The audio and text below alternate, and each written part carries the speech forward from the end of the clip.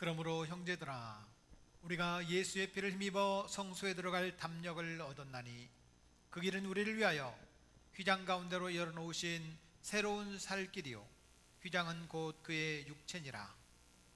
하나님은 영이시니 예배하는 자가 영과 진리로 예배할지니라. 아멘.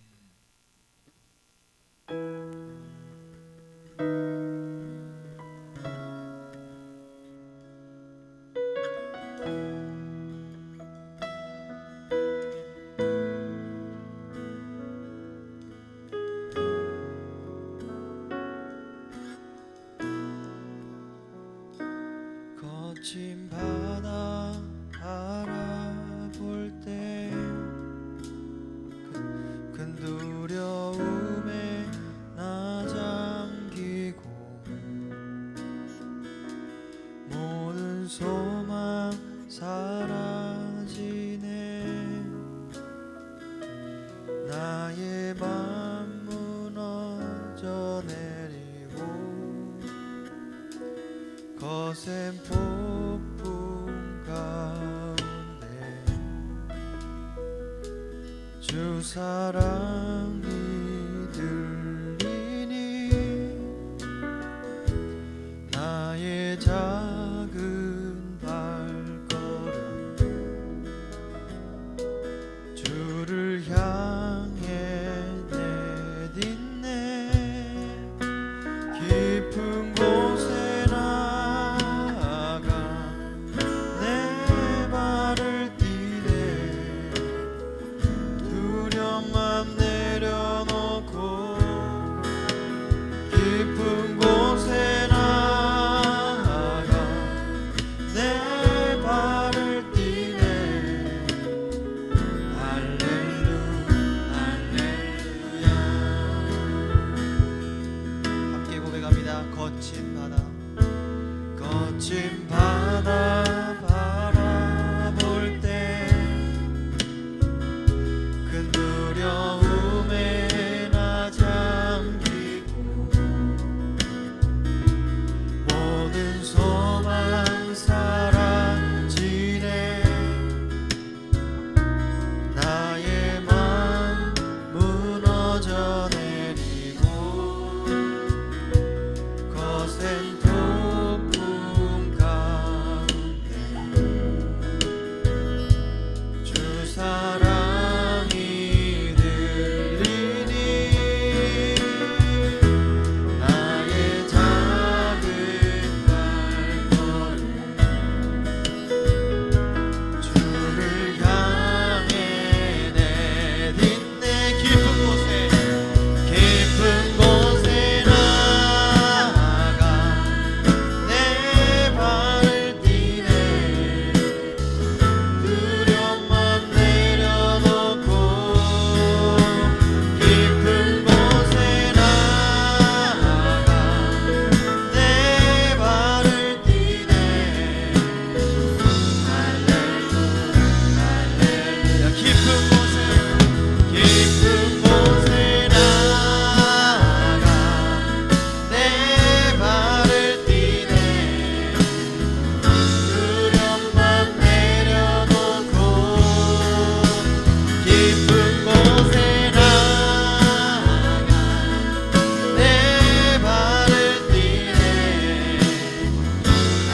할렐루야.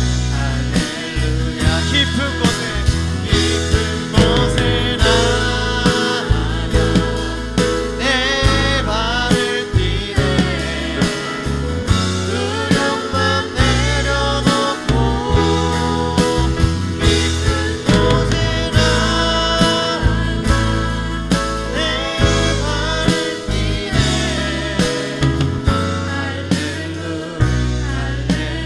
할렐루야. 깊은 곳에 나아가 내 발을 디네 두려움만 내려놓고 깊은 곳에 나아가 내 발을 디네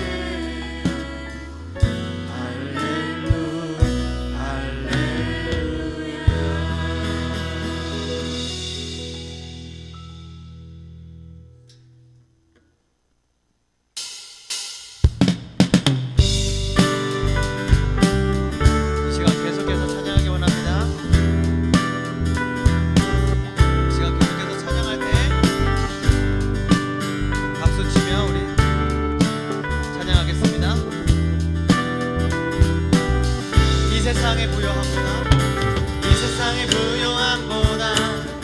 세상에 좋은 친구보다 나의 꿈을 이루는 것보다 더 귀한 분 필요한 모든 것을 다 얻고 내가 원하는 삶을 사는 것보다 어느 누구의 그 사랑보다 귀한 분 내 영혼 비추시고 내게 생명 주신 주님 주의 사랑 너무 커 나의 맘 들여줄게 주님만 영원히 사랑해 나의 사랑 멈추지 않으리 주님만 영원히 사랑해 나의 사랑 이 세상의 부요함보다 이 세상의 좋은 친구보다 나의 꿈을 이루는 것보다 더 귀한 분 필요한 모든 것을 다 얻고 내가 원하는 삶을 사는 것보다 어느 누구의 그 사랑보다 귀한 분 내 영혼 비추시고 내게 생명 주신 주님 주의 사랑 너무 커 나의 맘 들여줄게 주님만 영원히 사랑해 나의 사랑 멈추지 않으리 주님만 영원히 사랑해 나의 사랑 멈추 주님만 영원히 사랑해 나의 사랑 멈추지 않으리 영원히 사랑해 나의 사랑 멈추지 않으리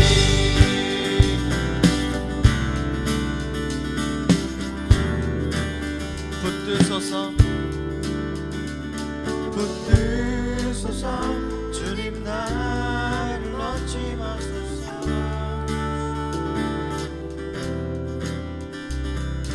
붙드소서 주님 나를 얻지 마소서 붙드소서 붙드소서 주님 나를 얻지 마소서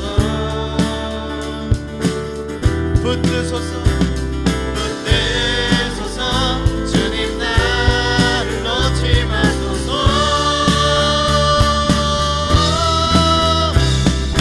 내 영혼 비추시고 내게 생명 주신 주님 주의 사랑 너무 커 나의 맘 들려줄게 주님만 영원히 사랑해 나의 사랑 멈추지 않으리 주님만 영원히 사랑해 나의 사랑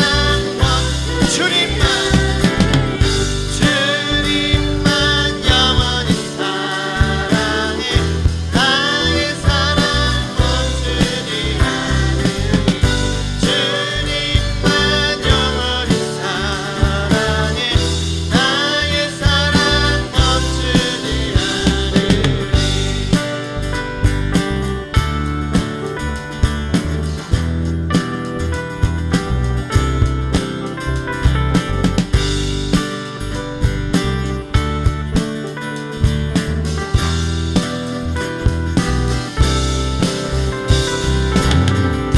할렐루야 주님께 영광의 박수 올립니다. 아멘.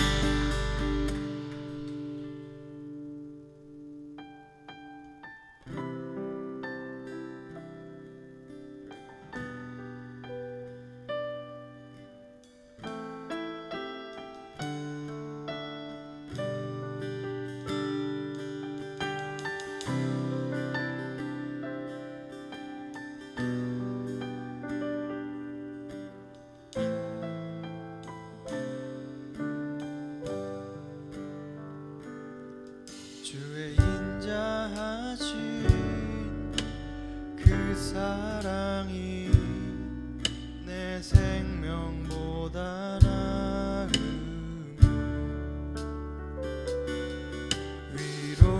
위로하시는 주 손길을 내 눈물보다 귀하다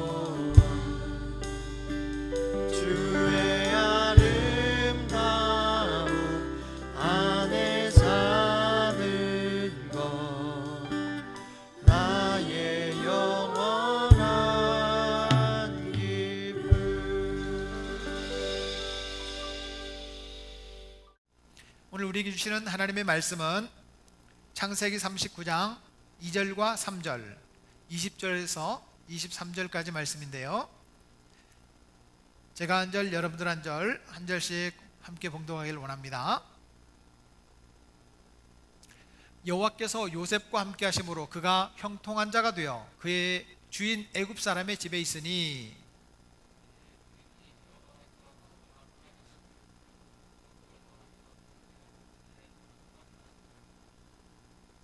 이에 요셉의 주인이 그를 잡아 옥에 가두니 그 옥은 왕의 죄수를 가두는 곳이었더라.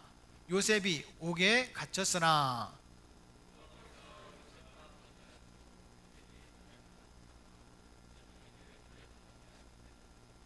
간수장이 옥중 죄수를 다 요셉의 손에 맡김으로 그 재반 사물을 요셉이 처리하고 간수장은 그의 손에 맡긴 것을 무엇이든지 살펴보지 아니하였으니 이는 여호와께서 요셉과 함께 하심이라.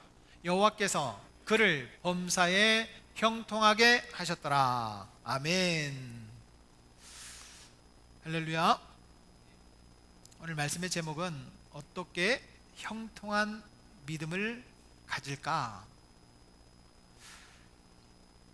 저는 그 앞에 요셉처럼이라는 말을 생략했습니다. 어떻게 우리도 요셉처럼 형통한 믿음을 가질 수 있을까요? 아니, 요셉처럼 형통한 삶을 살 수 있을까요? 저는 익산에 온 지 5년이 됐어요. 그런데 이렇게 익산이 안전해요. 나는 햇수로 15년, 만 13년 됐는데 익산이 너무 좋아. 폭설, 폭우, 강풍, 심지어 코로나19까지 싹 피해가. 익산이 너무 좋아. 저와 함께 대화를 나눴던 양간사 이야기입니다. 5년 됐는데 피해가 없대요. 익산에 아직도 확진자도 없고 의심 환자도 없어요. 너무 감사하죠. 그런데 이탈리아 베르가모라고 하는 도시가 있는데 거기는 인구가 10만 명쯤 된다고 합니다. 그런데 그 도시에 7,458명, 26일 기준이에요.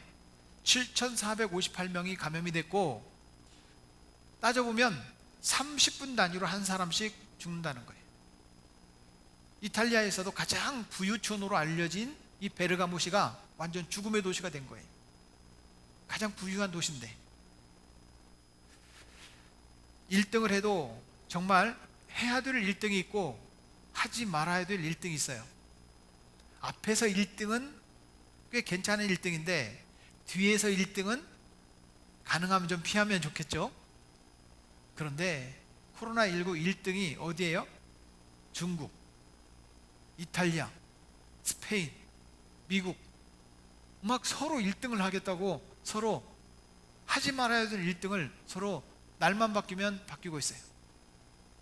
지금 미국은 오늘 아침에 뉴스를 보니까 확진자가 11만 명이 넘었다고 합니다. 안타까운 사실입니다. 결국 세계는 패닉 상태에, 혼란스러운 상태에 빠지고 말았습니다. 더 이상 감당할 수가 없는 그런 상황에 이르렀습니다. 평안이 없어요. 불안해요. 공포 가운데 있습니다. 그때 주님은 우리에게 이렇게 말씀하십니다. 평안을 너희에게 끼치노니 곧 나의 평안을 너희에게 주노라. 주님께서 우리에게 평안을 주실 수 있다고 말씀하십니다. 아니요, 평안을 주시는 분은 주님밖에 없다고 성경은 분명히 말씀하고 계십니다. 사랑하는 여러분, 주님의 평안이 저와 여러분들에게 충만하기를 축복합니다. 지금 우리는 평안하지 못합니다. 코로나19로 인하여 가정도, 사업장도, 기업도, 국가도 위축되어 있습니다. 폐업, 도산, 위기 가운데 많은 사람들이 은행문을 두드리고 대출을 받으려고 합니다. 대출을 해준다고 합니다. 그러나 한 달, 2달 이상을 견딜 수가 없습니다.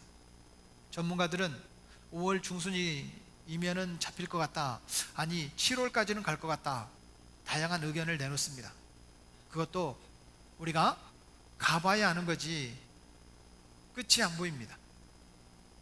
백신 개발은 12월 가야 좀 가능할 수 있지 않을까 이런 생각을 해요. 결국 우리 인간들이 할 수 있는 것은 이 코로나가 맞냐 안 맞냐 진단 키트를 만드는 정도? 이 정도예요. 불안합니다. 걱정이 됩니다. 안심할 수가 없습니다. 나만 그런 것도 아니고 우리 집도 저 집도 이 가게도 저 가게도, 물론 우리 익사는 한 명의 확진자도 없습니다. 그러나 매일 시청에서 또 동사무소에서 오늘 아침에는 도청에서 연락이 옵니다. 예배 드리고 있나요? 몇몇 사람만 예배 송출을 해서 드리고 있습니다. 아, 그러세요. 계속 그렇게 해주세요. 이렇게 말을 합니다.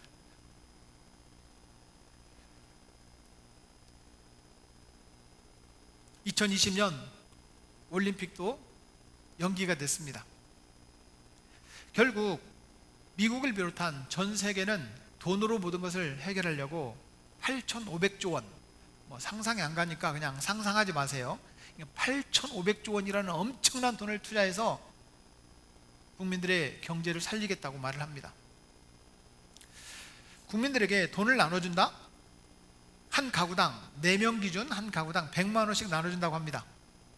1인당 10만 원씩 나눠준다는 도시도 있습니다.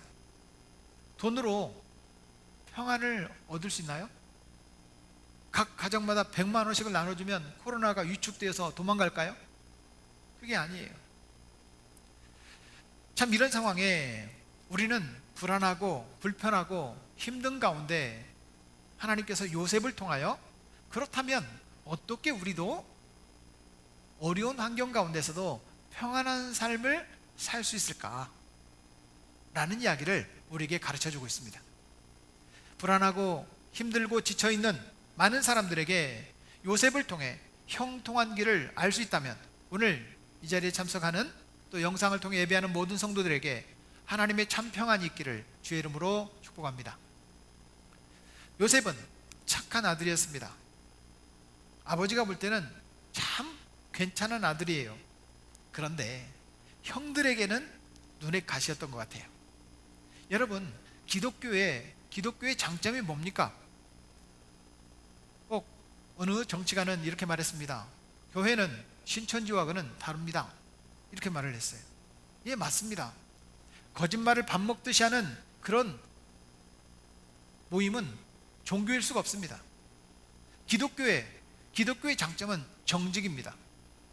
사랑하는 여러분, 거짓말하지 맙시다. 의도적으로 거짓말을 하지 맙시다. 이것이 우리 기독교의 장점입니다. 의도적으로 거짓말을 가르치는 것은 종교일 수가 없다는 거예요. 그렇습니다. 요셉은 정직한 아들이었어요.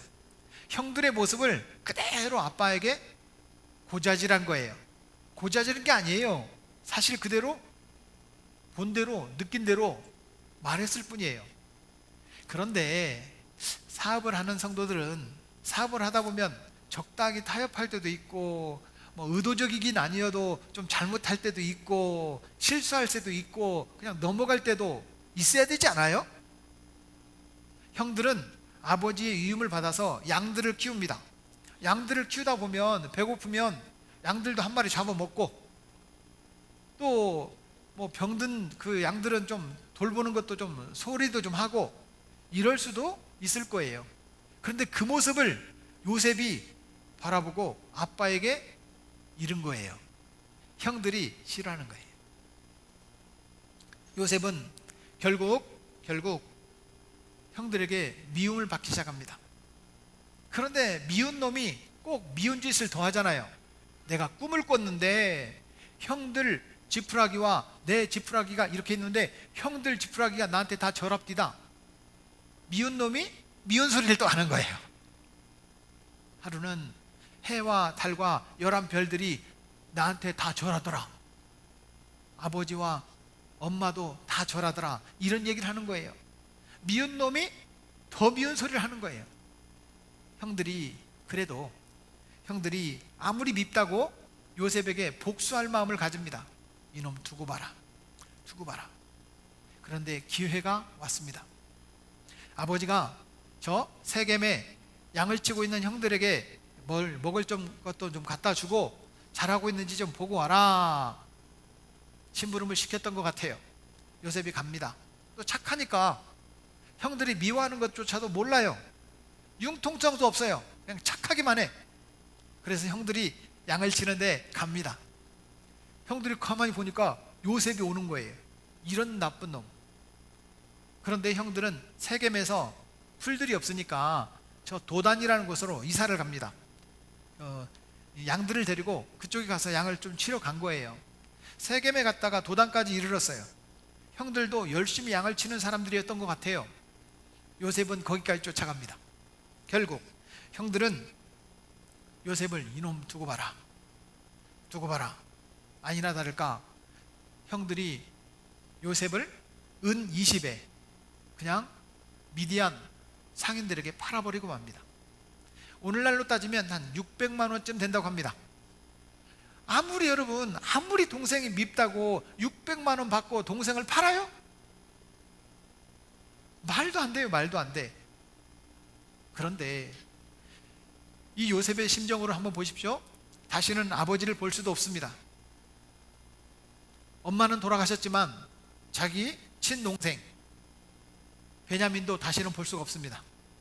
고향에 돌아갈 그런 생각도 못합니다. 이제는 죽었구나, 이제는 내 인생이 끝났구나. 불안하고 공포와 두려움이 가득 밀려오는 요셉. 요셉의 삶은 바로 여기서부터 시작되는 겁니다. 사랑하는 여러분, 우리가 힘들고 지치고 정말 절망 가운데 있을 때 바로 거기서부터 하나님의 역사는 시작되는 줄로 믿습니다. 바로 우리의 상황과 똑같지 않을까 싶어요.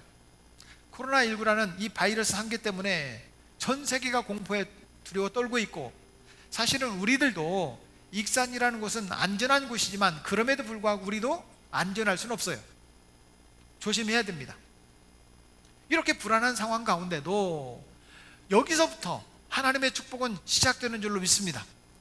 하나님의 역사는 여기서부터 시작되는 줄로 믿습니다.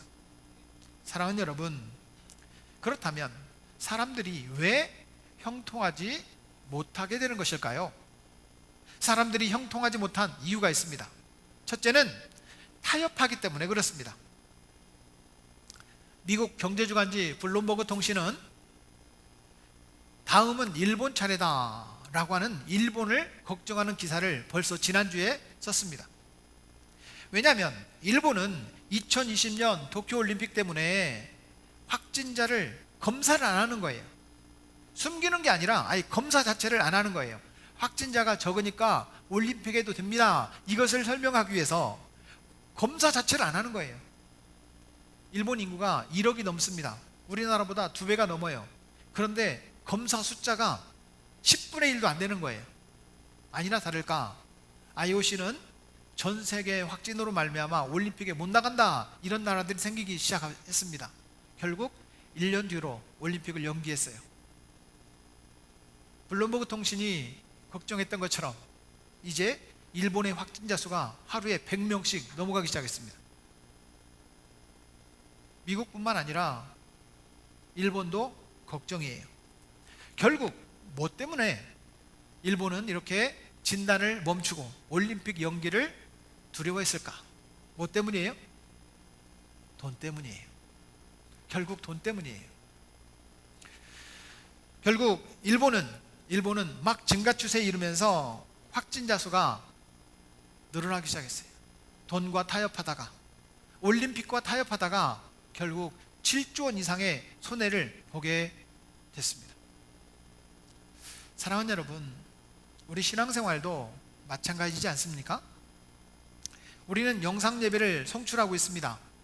그런데 영상 예배를 드리기 때문에 집에서 예배를 못 드리고 교회까지 못 오고, 교회에서 이제 예배 드리는 몇몇 분들을 빼고 집에서 예배 드리는 분들이 많아지고 있습니다.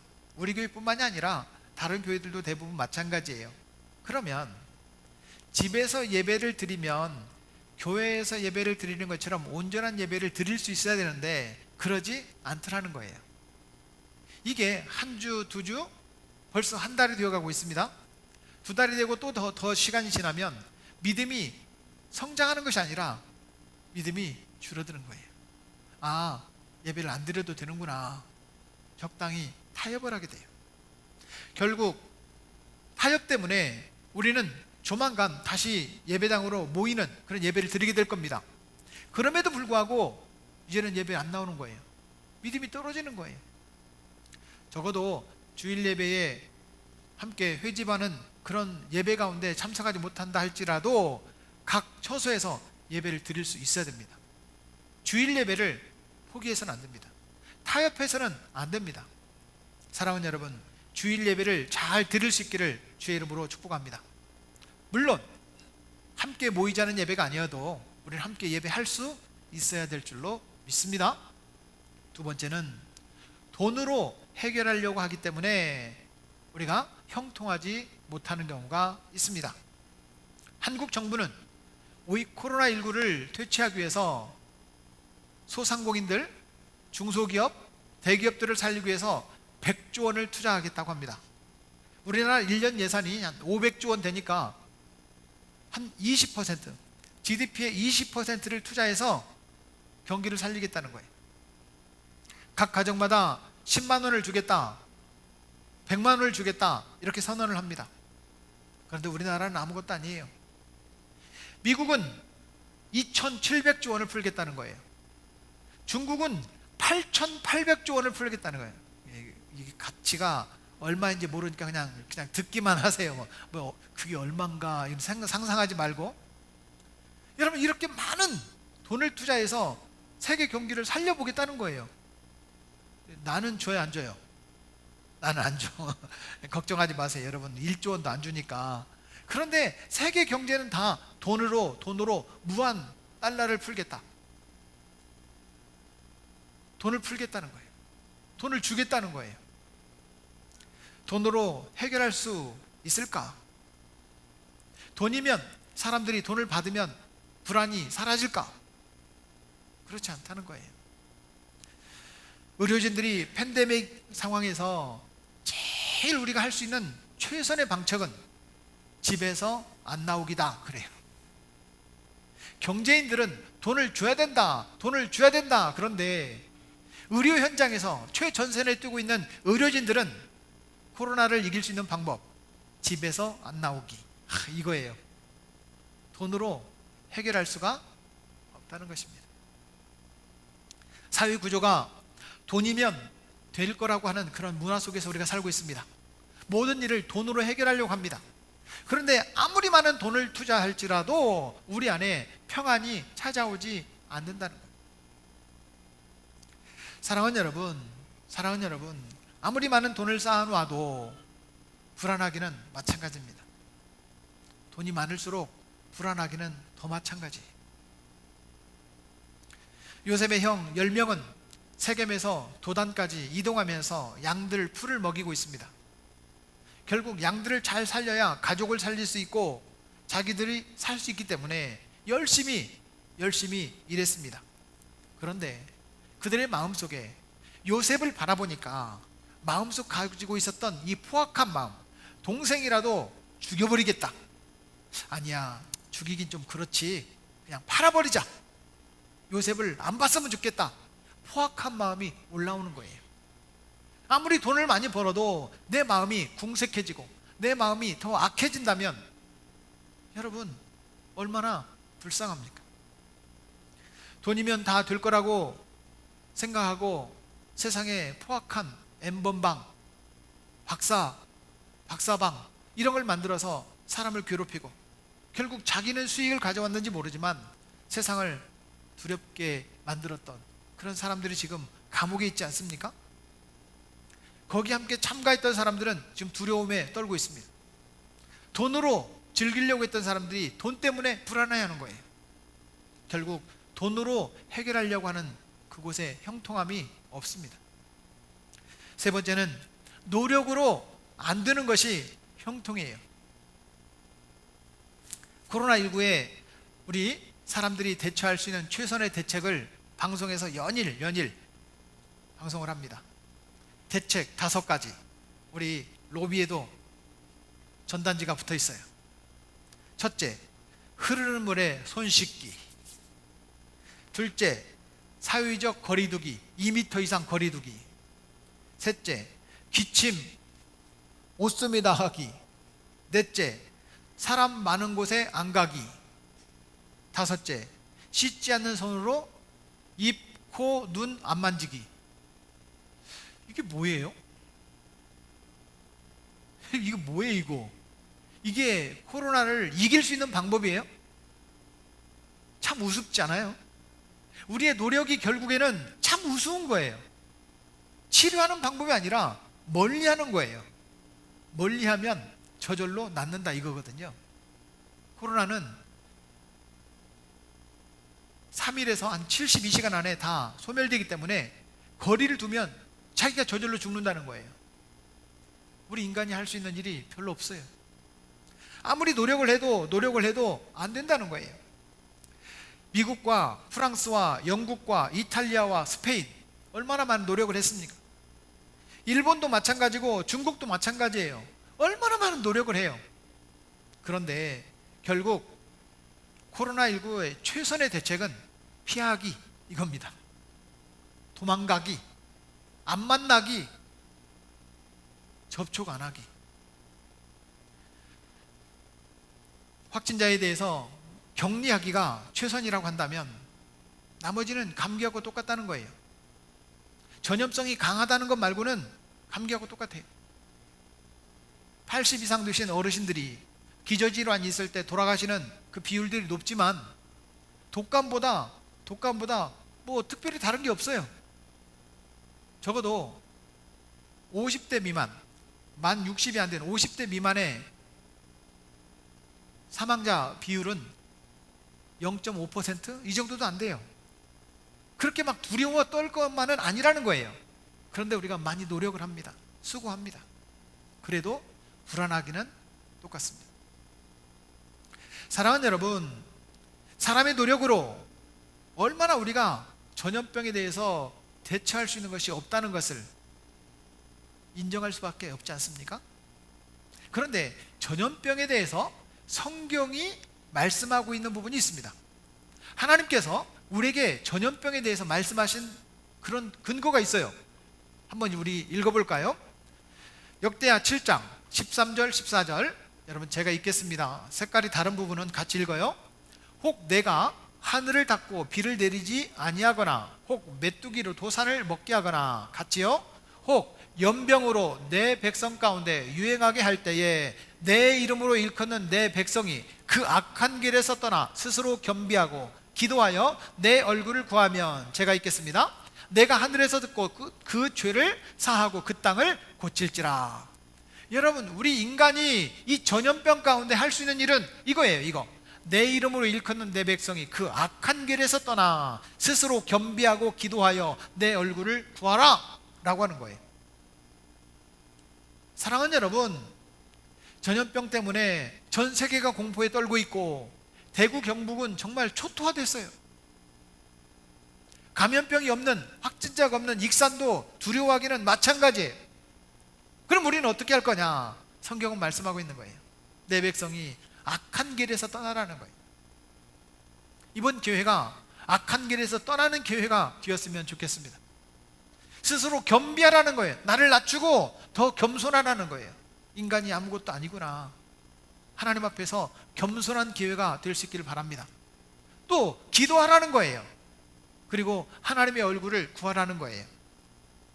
사랑하는 여러분, 우리가 분명히 코로나19를 이기는 그 시점이 있을 겁니다. 코로나19가 아마 이 지구상에서 사라지는 때가 있을 겁니다. 그때까지는 더욱더 겸손하게 악한 길에서 떠나고 기도하고 하나님 앞에 나아갈 수 있는 저와 여러분 되기를 주의 이름으로 축복합니다. 맞습니다. 저는 담임 목사로서 우리 성도들에게 부탁하고 싶어요. 가능하면 집에 계십시오. 근데 그럴 수가 없잖아요. 출근도 해야 되고 식사도 해야 되고, 가능하면 외식보다는 집에서 밥을 먹어야 되겠지만 불가피하게 외식을 해야 될 때도 있을 거고, 손님들이 오면 함께 만나기도 해야 될 거고, 사회생활을 아예 접어버리고 집에만 머물 수가 없는 환경에 있습니다. 그렇다면 적어도 4월 6일까지라도 우리는 더 조심해야 됩니다. 국가가 제시한 날짜까지라도 우리가 더 조심하자는 것입니다. 하지만 사랑하는 여러분, 담임 목사로서 저는 여러분들에게 간절히 부탁을 드립니다. 함께 기도합시다. 함께 기도해야 됩니다. 하나님께서 도와주셔야 이 위기가 끝나게 될 줄로 믿습니다. 그렇다면 어떻게 요셉이 그 악한 상황, 극한 상황, 절망적인 상황에서도 형통할 수 있었을까? 우리도 코로나19 때문에 이렇게 힘들고 어려운 환경 가운데 있지만 그럼에도 불구하고 하나님께서 형통하게 하실 수 있음을 믿으시길 바랍니다. 어떻게 해요? 첫째는 꿈을 가져라는 거예요. 꿈을 가져라. 요셉은 꿈을 가진 사람이었습니다. 창세기 37장에 보면 요셉이 다시 꿈을 꾸고, 우리가 꾼 이 꿈과 여기서 말하는 이 비전과는 좀 다를 수 있지만 여러분, 꿈을 갖고 있어야 돼요. 코로나는 분명히 물러갈 것이다. 그 다음은 어떻게 할 것이냐라고 하는 거예요. 그 다음은 어떻게 할 거예요? 코로나19가 물러가고 경제 시스템과 체계가 완전히 무너졌을 겁니다. 어떻게 할 건데요? 분명히 극복하고 난 뒤에 대책을 세울 수 있어야 됩니다. 비전을 정하라는 거예요. 요셉은 아버지 심부름을 갖다가 졸지에 종이 된 거예요. 그런데 종이 되었다 할지라도 그가 보디발의 집에 종으로 팔려갔고 억울하게 또 감옥에 가게 되었고, 그가 총리가 되었다 할지라도 그의 마음속에는 항상 잊지 않는 한 가지가 있었습니다. 하나님께서 나에게 주신 꿈, 하나님께서 나에게 주신 비전, 그것이 있었다는 거예요. 여러분, 불안해하고 있다고 해결되는 것이 아니고 하나님께서 나를 통해 무슨 일을 이루실 것인가, 우리 익산 영락교회를 통해서 하나님께서 무엇을 이루실 것인가, 꿈을 가지시기를 주의 이름으로 축복합니다. 아무리 불안하고 코로나 때문에 걱정이 된다 할지라도 4월 15일 그날을 위해서 뛰는 사람들은 똑같이 뜁니다. 왜냐하면 당선이 돼야 되니까. 여러분, 정치인들은요 열심히 뜁니다. 왜요? 당선이 돼야 되니까. 오늘 아침에 뉴스를 보면서 깜짝 놀랐습니다. 우리나라 당이 35개더라고. 저는 한 5개밖에 모르는 것 같아요. 별별 당이 다 있어요. 사랑하는 여러분, 그들은요 오직 한 가지 꿈이 있습니다. 당선되는 것. 여러분들의 꿈은 무엇입니까? 꿈을 가지셔야 됩니다. 그래야 이길 수 있습니다. 저는 지난주에 참 행복했습니다. 참 제 마음속에 하나님께서 기도를 더 많이 하게 하시는구나. 우리 교회가 가야 될 길, 오이코스를 다른 목사님들에게 소개할 때 어떻게 더 업그레이드된 그런 전략으로 소개할 수 있을까 공부하는 시간을 가지고 있어요. 그런데 권사님 한 분이 목사님 사모님 기도하는데 힘내시라고 그러면서 김밥과 오딱을 만들어 오셨어요. 또 어떤 우리 K 집사님과 K 성도님은 교회 와서 기도하다가 친구가 됐어요. 둘이 알고 봤더니 둘이 친구야. 몰랐어. 근데 친구가 된 거예요. 너무 좋다는 거예요. 이제 얘기를 하는 것 보니까 말도 막 서로 놓더라고. 너무 좋아졌어요. 그런가 하면 어떤 집사님은 아침마다 통곡으로 교회 와서 기도하는 집사님이 계세요. 어떤 분은 매일마다 와가지고 찬양팀 연습을 해요. 교회에 있으니까 각자 분주하게 뭔가를 위해서 열심히 뛰고 있구나. 연습을 해야 더 찬양이 풍성해진다는 거예요. 너무 행복한 거예요. 우리 성도들이 이렇게 열심히 뛰고 있구나. 또 한 분은 저에게 목사님 요즘에 세미나도 다 취소되고 성도들도 별로 못 나오고 또 헌금도 안 나오는 것 같은데 저희 특별헌금을 좀 보낼게요. 특별헌금을 보냈어요. 또 우리 김혜수 목사님은 목사님 빨리 청구해, 국가에서 돈 준대, 연락 왔어. 참 행복했어요. 여러분, 뭔가를 나에게 주어서가 아니라 각자 성도들의 삶에 뭔가를 위해서 열심히 뛰고 있는 그 모습이 너무나 보기 좋습니다. 사랑하는 여러분, 열심히 삽시다.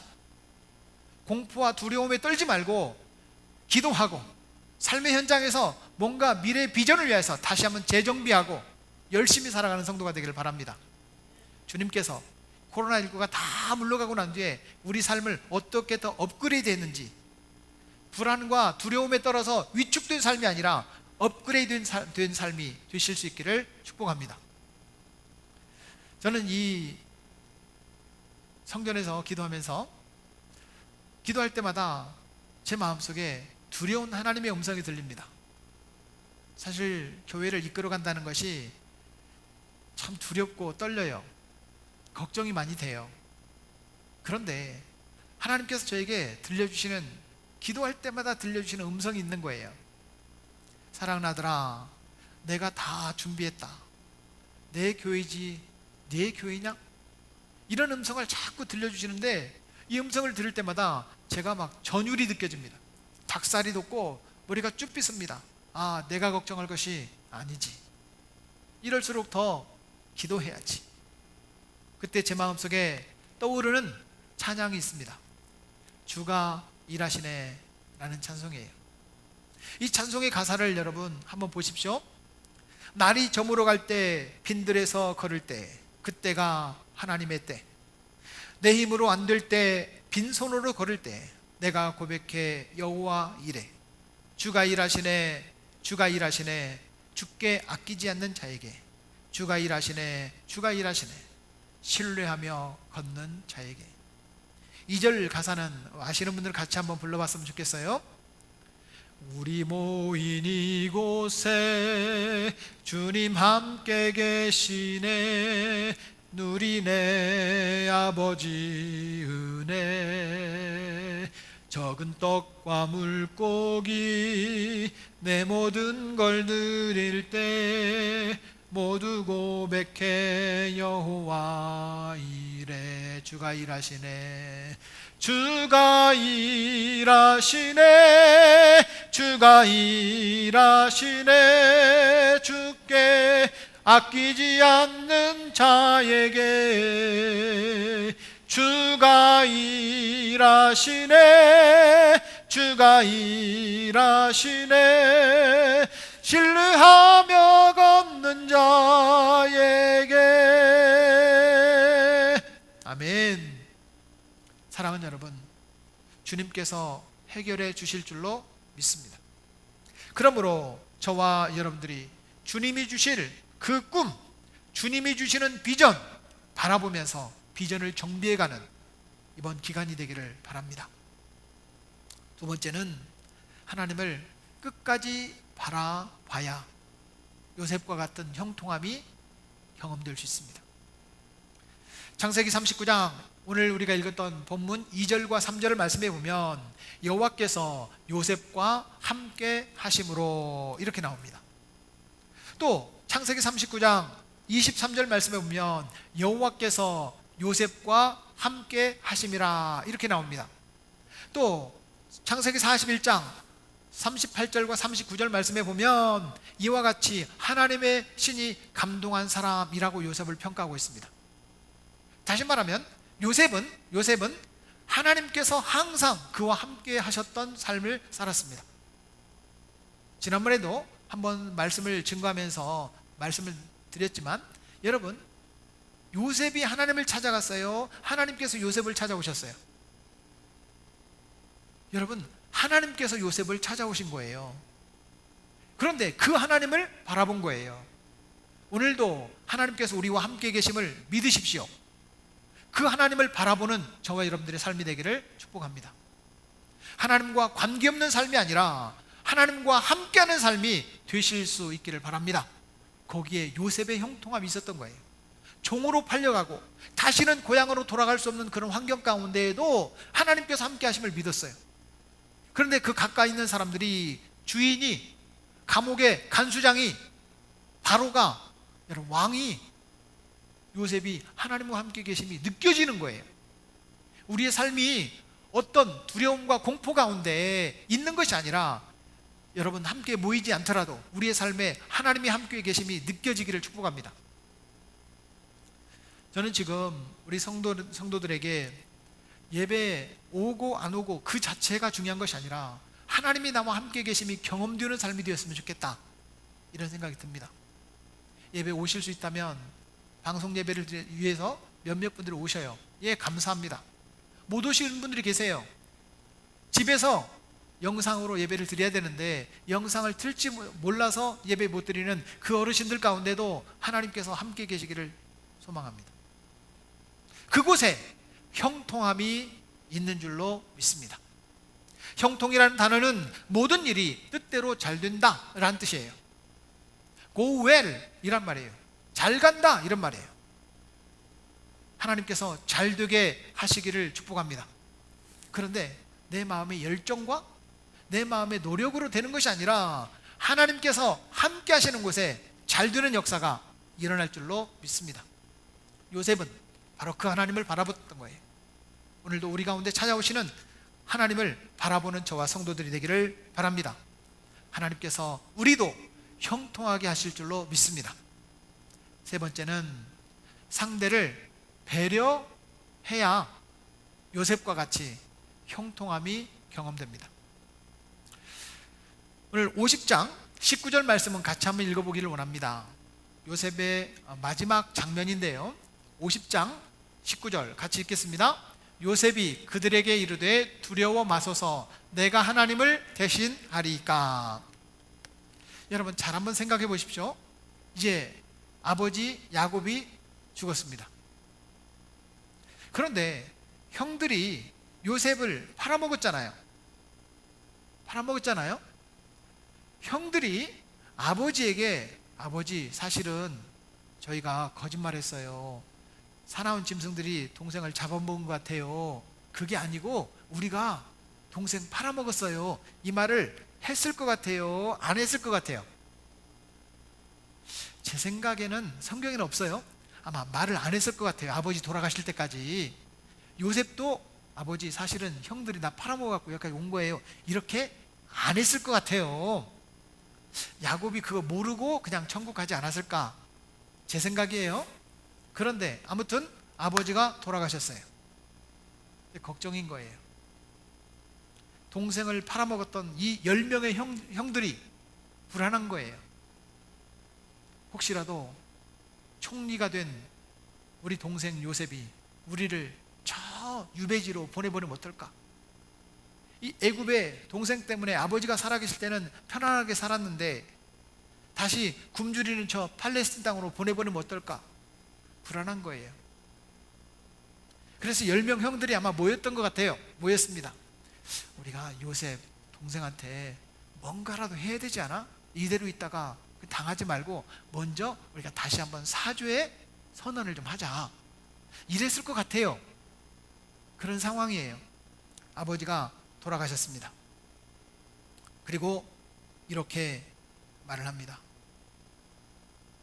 요셉, 우리가 잘못했어. 아버지가 살아계실 때 형들 용서해라 이렇게 말했는데 알지? 이제 우리가 동생에게 종처럼 살 테니까 우리 좀 봐줘. 우리가 다시 한번 고백하는데 잘못했어. 이거를 말하는 거예요. 이걸 말하는 거예요. 10번째 동생, 아니 11번째 동생 요셉이 그 얘기를 듣고, 여러분, 형들이 자기에 대해서 어떻게 생각하고 있는지 불안에 떨고 있는 형들의 모습을 바라보고 요셉이 어떻게 했느냐. 창세기 50장 17절 말씀. 요셉이 그들이 그에게 하는 말을 들을 때에 울었더라. 요셉의 마음이 얼마나 마음이 아팠겠어요. 요셉은 자신이 형들이 정말 자기를 동생으로 생각하고 있는 것으로 생각했어요. 요셉도 형들이 자기가 총리로 있는 곳에 와서 너무 기뻤어요. 그런데 형들은 내가 복수할까 봐 두려워 떨고 지냈구나. 야곱이 130세 때에 애굽에 내려왔고 147세에 죽었으니까 적어도 17년 동안을 불안에 떨고 있었구나. 바로 그거예요. 불안에 떨고 있는 그 요셉의 요셉의 형들의 모습을 바라보면서 요셉의 마음이 너무 아픈 거예요. 사랑하는 여러분, 불안에 떨고 있는 그 모습 얼마나 안타까워요. 요셉은 다 용서했습니다. 언제? 17년 전에. 저 팔레스틴 땅에서 애굽으로 내려올 때 아버지를 뵙는 것만 해도 형들을 다시 내가 형들에게 뭔가 혜택을 주고 도움을 줄 수 있다는 그것만으로도 행복했고 다 용서했어요. 그런데 여러분, 맞은 사람은 다리 뻗고 자는데 때린 사람은 다리 뻗고 못 잔다는 말이 있잖아요. 그러니까 혹시라도 누가 때리면 맞기는 해도 때리지 마세요. 알겠죠? 안 맞으려면 어떻게 하면 돼요? 도망가면 돼요. 여러분, 죄를 지은 사람은 다리 뻗고 못 자는 거예요. 형들이 요셉을 팔았을 때 요셉은 억울했죠. 울었겠죠. 고통스러웠겠죠. 절망이죠. 그러나 요셉의 삶은 하나님께서 함께 하심으로 지켜주셨어요.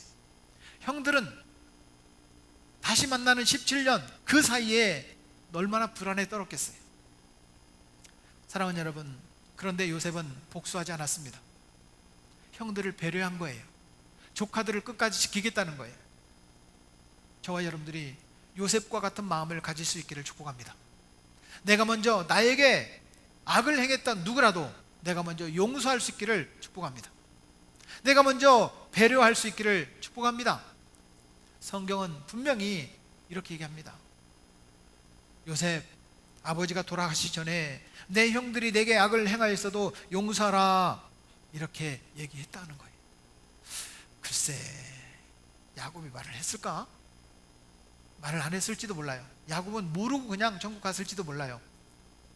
그런데 요셉의 눈치를 바라보면서 형들이 다시 한번 선언을 합니다. 당신 아버지의 하나님의 종들인 우리 죄를 이제 용서하소서. 이제 용서하소서? 17년 지났는데 옛날에 용서했다니까요. 이제 용서하소서. 형들이 그렇게 말하는 거예요. 그런데 요셉은 뭐 했다고요? 울었더라. 너무 마음이 아픈 거예요. 나를 동생으로 생각하지 않는구나. 나를 애굽의 총리로 생각하는 거예요. 나는 우리 형들을 다시 얻었다고 생각했는데 형들이 아니구나. 왜 내 종이야? 우리 형들인데. 여러분, 형을 형처럼 대하고 동생을 동생처럼 대할 수 있는, 가족을 가족처럼 대할 수 있는 우리 성도들의 가족이 되기를 주의 이름으로 축복합니다. 미워 죽겠는 동생도 있고요, 마음에 안 드는 형도 있어요. 그렇죠? 안 그래요? 있어요. 그래도 여러분, 형은 형이고 동생은 동생이고 부모님은 부모님이고 자녀는 자녀고, 여러분 정말 내가 먼저 가족들을 배려할 수 있기를 축복합니다. 그 말을 듣고 한참 운 뒤에 요셉은 이렇게 말을 합니다. 창세기 50장 19절에서 21절까지 말씀해 보면 21절에 이렇게 말합니다. 두려워하지 마소서. 내가 당신들과 당신들의 자녀를 기리리다. 형들뿐만 아니라 조카들까지 내가 이 권력을 갖고 있는 동안에는 다 지켜줄 테니까 걱정하지 마세요. 여러분, 동생들을 돌보고 가족들을 도와주기 위해서라도 여러분 잘 되십시오. 잘 되고 난 뒤에 모른 체 하지 말고 도와주십시오. 그것이 하나님의 방법이에요. 사랑하는 여러분, 정말 쉽게 말하면 이런 말이에요. 형들 제발 걱정하지 마요. 내가 도와줄게. 우리 조카들 대학 갈 때까지, 직장 취직 갈 때까지 내가 다 지켜줄 테니까 걱정하지 마세요. 여러분, 이럴 수 있는 성도들이 되기를 바랍니다. 남을 배려하는 삶, 거기에 형통함이 있는 거예요. 불안에 떠는 형들은 공포 자체죠. 두려움이죠. 그런데 배려하는 요셉에게는 지속적으로 형통함이 있는 거예요. 사랑하는 여러분, 내가 먼저 상대를 배려하는 삶이 되기를 축복합니다. 우리가 도울 수 있는 길이 누구를 도울 수 있을까요? 내가 도와줄 수 있는 사람이 있다면 도와줍시다. 거기에 형통함이 시작되는 겁니다. 여러분 지금 평안하십니까? 평안할 수 있기를 축복합니다. 하는 일들이 잘 되고 자신의 평안이 경험되기를 원한다면 요셉과 같은 삶이 되기를 주님의 이름으로 축복합니다. 그러므로 우리가 요셉처럼 우리가 해야 될 일이 있습니다. 요셉처럼 우리가 해야 될 일이 있어요. 첫째는 꿈을 정비하십시오. 지금 시간이 많고 혹이라도 직장에서나 또 가정에서나 사람들을 만나는 시간이 부족하니까 내가 아무것도 하지 않고 있는 것이 아니라 더 많이 기도하고 더 많이 말씀을 묵상하고 내가 뭘 해야 되는지 꿈을 정비하는 그런 기간이 되기를 바랍니다. 두 번째는 기도해야 합니다. 기도는 참으로 놀랍습니다. 과학으로 설명하지 못하는 것이 기도입니다. 기도할 때 하나님께서 도와주실 줄로 믿습니다. 거기에 형통함이 시작되는 겁니다. 다른 때보다 기도 시간을 더 많이 늘리시기를 축복합니다. 다른 어떤 모임처럼 막 침을 튀기면서 기도할 수는 없을지도 모릅니다. 마스크를 쓰고 기도해야 될지도 모릅니다. 혹시 조용히 교회에 와서 혼자 기도할지도 모릅니다. 그러나 기도 시간을 더 많이 늘려가는 저와 여러분 되기를 축복합니다. 거기에 형통함이 경험될 줄로 믿습니다. 세 번째는 오이코스를 배려해야 합니다. 오이코스는 A그룹 오이코스가 있고 B그룹 오이코스가 있고 C그룹 오이코스가 있다고 그랬어요. A그룹은 우리 성도들이요, B그룹은 우리 교회 나오다가 못 나오는 분들이요, C그룹은 예수님을 안 믿는 그룹들입니다. 어제 우리 문술래 권사님에게 전화를 했어요.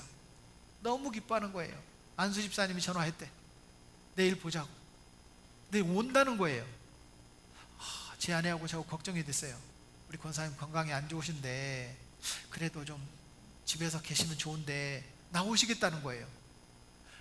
예, 나오세요. 아무튼 거리 좀 떨어져서 예배 드리시게 해요.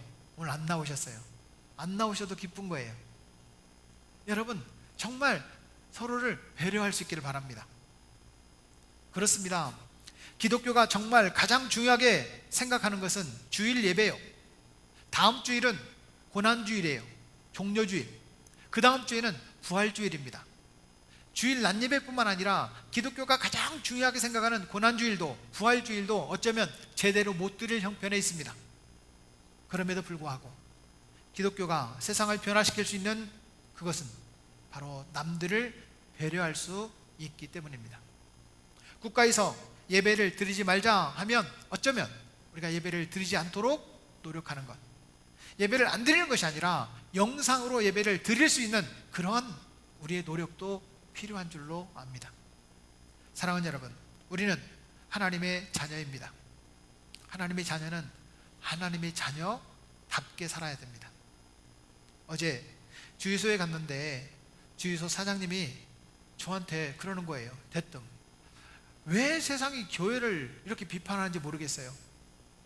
기독교만 비판을 해요. 세상이. 그분이 기독교인인지 아닌지 묻지 않았습니다. 우리가 교회에서 기름 사러 왔다 그랬더니 따뜻하게 마지막 겨울 지내세요 그렇게 말하면서 말을 하는 거예요. 사랑하는 여러분, 세상이 우리를 비판한다 할지라도 우리 교회가 교회다워지면 됩니다. 세상이 교회를 칭찬한 적이 역사상 한 번도 없습니다. 세상은 교회를 계속 비판할 겁니다. 그러나 교회가 되면 세상은 변합니다. 성도가 성도다워지면 교회는 변합니다. 목사가 목사답게 변하면 됩니다. 바로 거기서부터 우리는 시작할 수 있습니다. 그러면 하나님께서 우리의 삶은 책임져 주실 줄로 믿습니다. 세상은 인정하지 않더라도 교회가 교회다워지는 길, 이것이 세상을 변화시킬 수 있는, 어쩌면 우리 삶이 형통할 수 있는 비결이에요. 사랑하는 여러분, 아직도 교회는 세상의 희망입니다. 아직도 교회는 세상의 희망이 되어야 될 줄로 믿습니다. 그렇다면 오늘도 꿈을 정비하고 더욱더 기도하면서 남을 배려하는 삶이 될 때 하나님께서 요셉처럼 우리의 삶도 형통하게 하실 줄로 믿습니다.